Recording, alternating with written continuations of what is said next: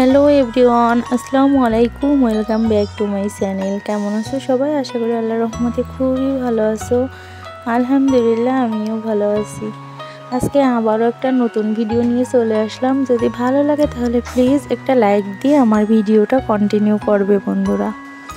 অনেক সময় আমরা এরকম জারে হয়তো পেঁয়াজ রসুন রাখি, অনেক গন্ধ আসে পেঁয়াজ রসুনটা নেওয়ার পর। তখন আমরা এরকম করে একটু টিস্যু পেপার পানিতে দিয়ে রেখে দিলে কিন্তু এই গন্ধটা কিন্তু দূর হয়ে যাবে। কিন্তু এটাকে আমরা মুখ আটকিয়ে রাখবো না, কারণ এটা যদি মুখ আটকিয়ে রাখি তাহলে কিন্তু গন্ধটা বের হবে না। টিপস নাম্বার 2-তে দেখাবো কিভাবে কড়াই পরিষ্কার করতে হয়। এরকম নন স্টিকের কড়াই কিন্তু আমাদের ঘরে কম বেশি সবারই আছে। আর এই ধরনের যে কড়াইগুলো অ্যালুমিনিয়ামের কড়াই, এগুলো কিন্তু আমরা পরিষ্কার করার জন্য অনেক চেষ্টা করি, কিন্তু প্রতিবারই ফেল খেয়ে ফিরে আসি। কিন্তু ঘরে যদি এরকম কোনো ভেজ থেকে থাকে তাহলে কিন্তু এগুলো এভাবে লাগিয়ে কিছুক্ষণ রেখে দিতে হবে। আর অনেক সময় গ্যাসে রান্না করার পরও কিন্তু কড়ার তলাতে এরকম কালি পড়ে। তার জন্য আমরা যদি একটু এভাবে পরিষ্কার করে নিই তাহলে কিন্তু একেবারে নতুনের মতো জকজক করবে বন্ধুরা। দেখো, আমি এখানে কিন্তু এই যে ফেসটা লাগিয়ে কিছুক্ষণ রেখে দিয়েছি, আর উপর থেকে একটু ভীম দিছি। আর এই লিকুইড ভীমটা দিয়ে আমি কিন্তু ভালোভাবে এই যে ঘষা মাজা করে নিচ্ছি শুধু হাত দিয়ে।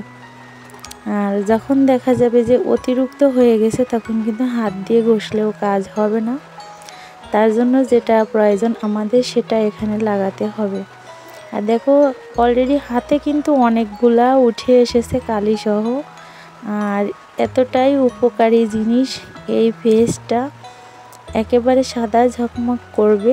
আর কড়ার পাশ দিয়েও কিন্তু অনেক পরিমাণের ময়লা জমে থাকে, দুই হাতলের পাশেও কিন্তু অনেক ময়লা জমে থাকে।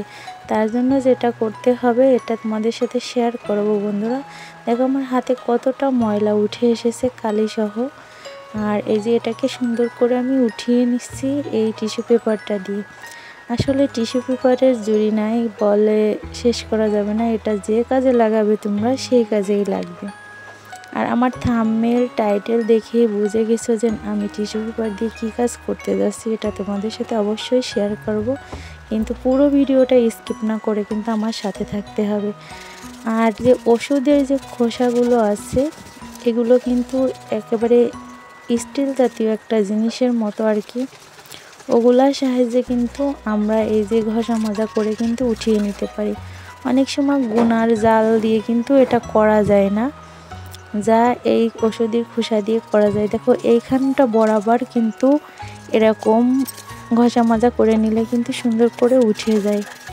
আর টিস্যু দিয়ে দেখো আমি কতটা পরিষ্কার করে নিলাম, তোমাদের সাথেও তাই এটাও শেয়ার করে দিলাম। দেখো ওই যে ওষুধের খোসার যে চিকন অংশটুকু আছে আর ওই পাতলা অংশটা কিন্তু এই হাতলের বরাবর কিন্তু সুন্দর করে পরিষ্কার করে নেওয়া যায়। আর এটা তোমাদের সাথে কিন্তু আমি সুন্দরভাবে শেয়ার করে দিচ্ছি বন্ধুরা।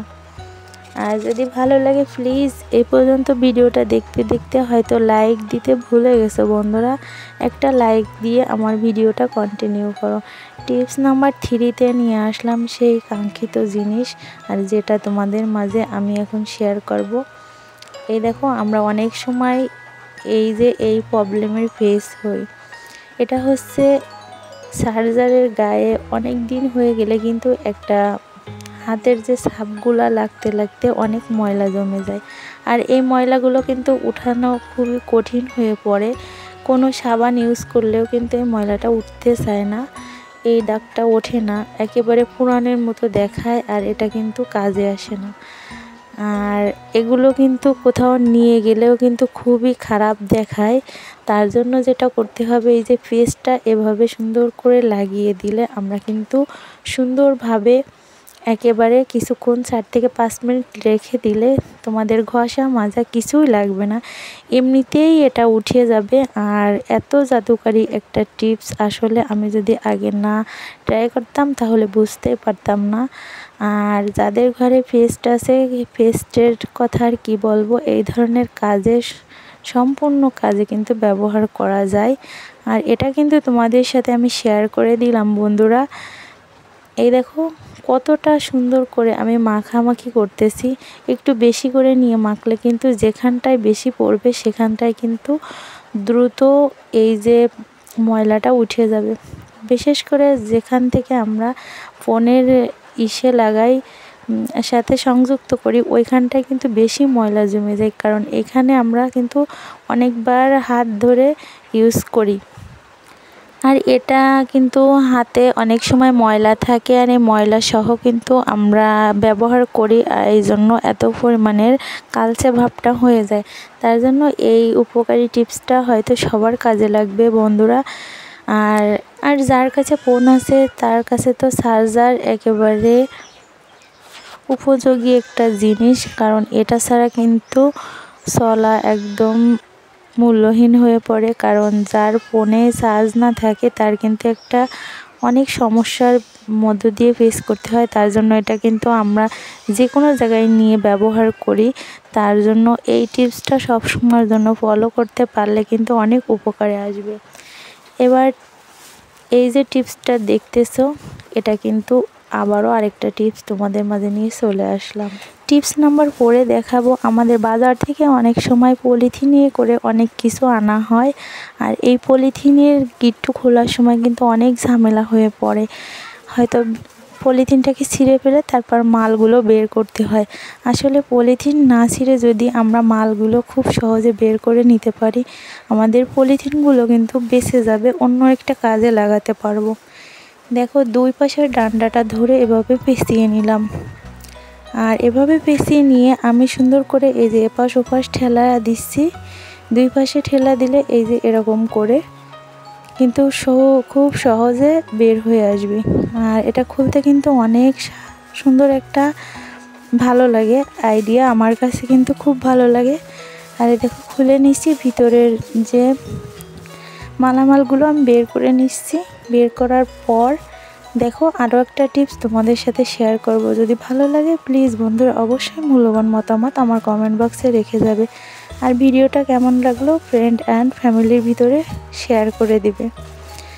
দেখো এই যে আমার এই পলি ব্যাগগুলো আমি কিন্তু এখন এমন একটা হ্যাঙ্কিং করেছি, এর ভিতরে রেখে দেব। হয়তো দেখতে খারাপ লাগবে কিন্তু খুব সুন্দর একটা কাজে দেবে। দেখো চুলার পাশে উপরে এরম একটা প্লাস্টিকের যে তেলের অথবা পানির বোতল আছে ওটার পিছন থেকে কেটে আমি কিন্তু এরম একটা হ্যাঙ্কিং করে নিয়েছি।